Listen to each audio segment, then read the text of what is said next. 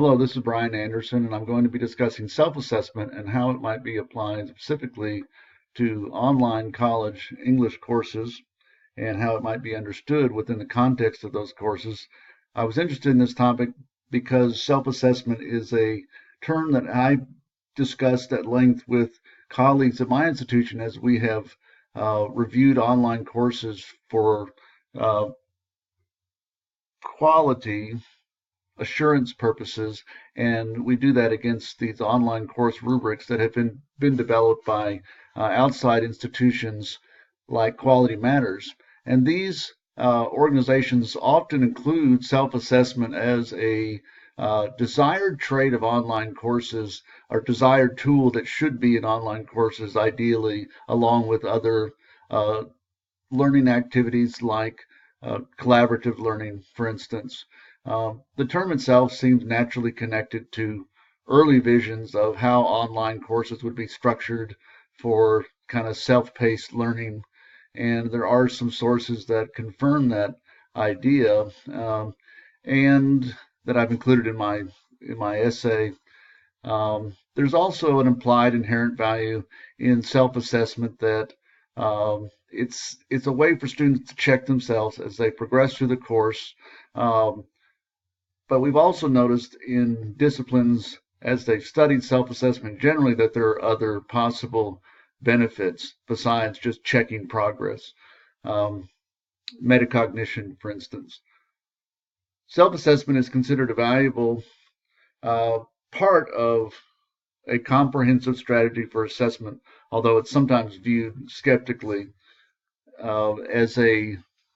as possibly having problems with validity and reliability when you're using it for sort of more formal purposes. And I have a couple sources that confirm that as well. So here's how a couple of self-assessments might look in an English course. Just I put up there for graphic interest that here's a practice quiz, for instance, is one form of self-assessment that might count if you were looking at a course and evaluating it for quality. Another potential self-assessment might be for students to check their drafts for possible instances of plagiarism. So these, you can see just at a glance, these two kinds of self-assessments might not be as meaningful as you would want in an online course if you're an English teacher. In English, self-assessment has been uh, not as discussed as it is in other disciplines. It has been discussed quite often in EFL and ESL, and in those disciplines, it's been used as a way for students to become more aware of the ways in which they're being evaluated and to become more cognizant of their own learning practices and uh, their own ways of writing and some of those habits. And so some of those uh, practices in ESL and EFL can be relevant for teaching writing and using self-assessment in teaching writing. Practice quizzes also can be useful for certain things, but perhaps pretty limited.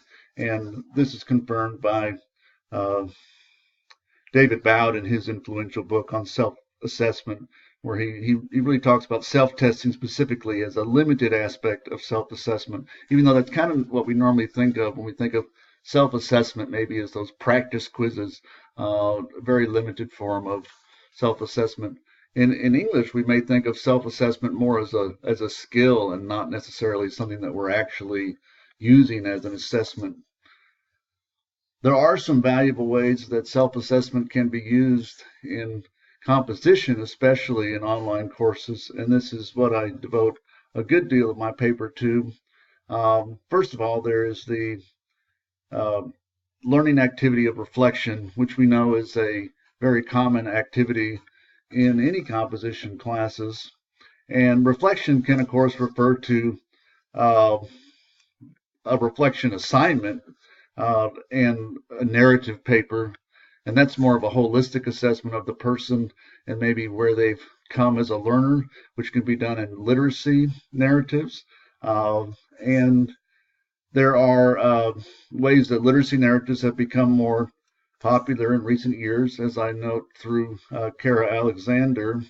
Uh, but I'm really talking more about reflection on the writing process, and that would be more in line with what self-assessment should look like in an online course as a way for students to um, think about their own progress.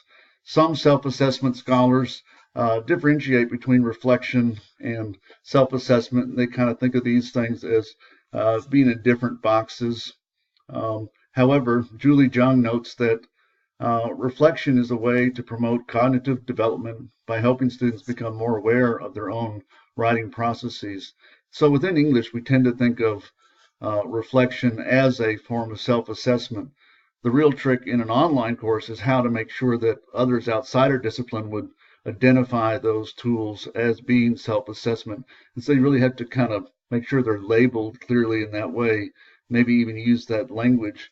Although toward the end of my paper, I sort of question whether there are things that we need as English discipline people to challenge in those course rubrics and those ways of measuring courses.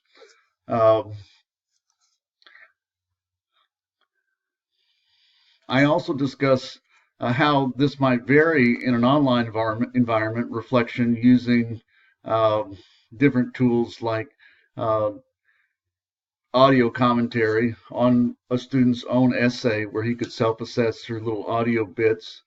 And I discuss the idea of portfolios. Of course, portfolios are inherently a form of self-assessment, as a number of our sources have discussed. And there are challenges and criticisms to reflections within both the writing process and as part of a portfolio.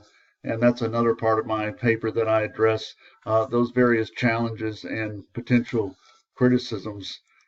These are the sources that I used in this presentation only, although I don't think I touched on all of these as planned.